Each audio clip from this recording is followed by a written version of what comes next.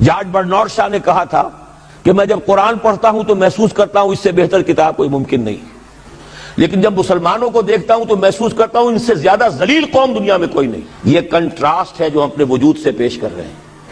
کیا اس کی وجہ سے لوگ اسلام کی طرف راغب ہوں گے یا اسلام سے متنفر ہوں گے؟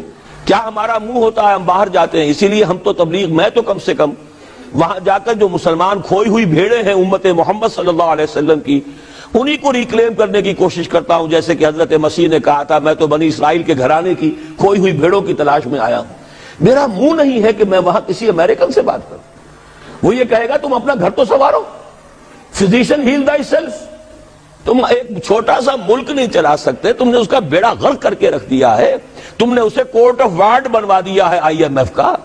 ہاں یہاں تو گھڑی گھڑی جو ہے قرقمین آتے ہیں آئی ایم ایف کے اور ورلڈ بینک کے قرقی کرنے کے لیے، ہر روز ایک نئی قرقی ہو رہی ہے، ہر روز جو ہے آج پھر گاڑیوں کا کرایہ بڑھ رہا ہے، بجلی کا کرایہ بڑھ، قرقی ہو رہی ہے۔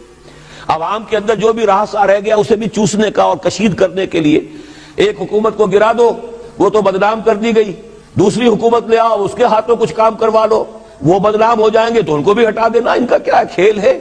یہ کھیل کھیلتے رہیں گے اور اس میں یہ ہے کہ اپنی قرقیاں کرتے چلے جاؤ۔